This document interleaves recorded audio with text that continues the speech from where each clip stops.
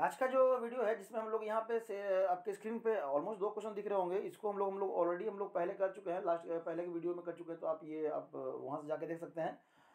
अब है कि सेकंड है, यहाँ पे आपका दिया हुआ है कि ये जो कंपाउंड है ना कॉपर का, ये है ना ब्लू है, आपका ब्लू दिखता है, और ये जो है ना आपका कलरलेस है, ये आपका कलरलेस है। ऑलमोस्ट आपका दिख रहा है कि क्रिस्टल में जो है ना आपके यहाँ पे वाटर है, यहाँ पे वाटर है। ये तो एग्जांपल बिल्कुल मत दीजिएगा कि यहाँ सर 7 वाटर है इसलिए ये कलरलेस हो गया, और यहाँ पे आपका 5 वाटर है इसलिए यहाँ पे कलर, ये तो नहीं होगा, ठीक है। तब क्या होगा यहाँ पे, तो ध्यान दीजिएगा। यहाँ पे अगर हम लोग बात करें इसके, तो यहाँ पे अगर हम लोग कॉपर का ऑक्सीडेशन नंबर देखें, अगर इसको तोड़े तो ये +2 में टूटेगा और SO4 आपका -2 में।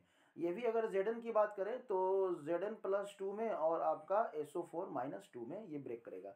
वाटर ऑलमोस्ट न्यूट्रल है और यहाँ पे क्रिस्टल के फॉर्म में है, तो इसका कोई इफेक्ट नहीं है। तब क्या है आपका यहाँ पे, अगर इसका इलेक्ट्रॉनिक कन्फिग्रेशन देखें कॉपर का, तो कॉपर का जो इलेक्ट्रॉनिक कन्फिग्रेशन होता है वो कितना होता है, आर्गन और आपका 4s1 और 3d क्या होता है 10। लेकिन अगर Cu+2 का देखेंगे तो कितना हो जाएगा, आर्गन आपका 4s0 और 3d क्या हो जाएगा 9। अब 3d 9 हो गया, तो इसके स्ट्रक्चर को अगर हम लोग बनाएं इसके डी और सब सेल के, तो 1 2 3 4 5 6 7 8 9, तो मतलब यहाँ पे एक अनपेड इलेक्ट्रॉन हमारा बच गया। यहाँ पे क्या हो गया, अनपेड इलेक्ट्रॉन बच गया।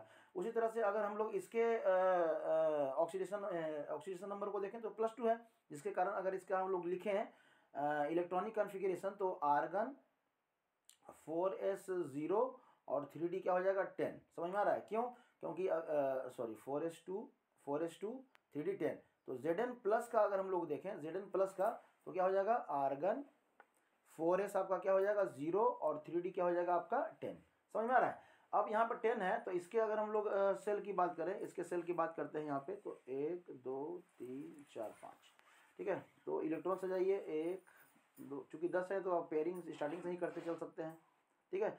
तब क्या है, इसमें कोई भी अनपेड इलेक्ट्रॉन है नहीं है, इसमें अनपेड इलेक्ट्रॉन नहीं है, इसीलिए आपका यहाँ पे क्या है, ये कलरलेस शो करता है। इसके पास अनपेड इलेक्ट्रॉन है इसलिए क्या शो करता है, कलर शो करता है और ब्लू कलर शो करता है। तो कॉम्प्लेक्स कंपाउंड में आपका सबसे पहले आपको इलेक्ट्रॉनिक कन्फिग्रेशन लिखने आना चाहिए। अगर इलेक्ट्रॉनिक कन्फिग्रेशन लिखने आ रहा है तभी आप इस क्वेश्चन का आंसर कर पाएंगे। ऑलमोस्ट कॉम्प्लेक्स कंपाउंड हो चाहे डी ब्लॉक एलिमेंट्स हो, आपको इलेक्ट्रॉनिक कन्फिग्रेशन से जो है ना बहुत सारा आपको प्रॉपर्टी आप रिलेट कर सकते हैं, उसका आंसर कर सकते हैं। तो कोशिश कीजिए इलेक्ट्रॉनिक कन्फिग्रेशन को समझने का और ये जानने का। और इसीलिए यहाँ पे अब चर्चा हुआ है तो एक चीज़ और बताते हैं कि यहाँ पे क्या है ना कि आपका ये इसके पास चाहे ये ग्राउंड स्टेट में हो तब भी आप देखिए यहाँ पे क्या है आपका, आर्गन 4s2 और 3d 10। अनपेड इलेक्ट्रॉन नहीं है क्योंकि ये भी फुलफिल है, ये भी फुलफिल है।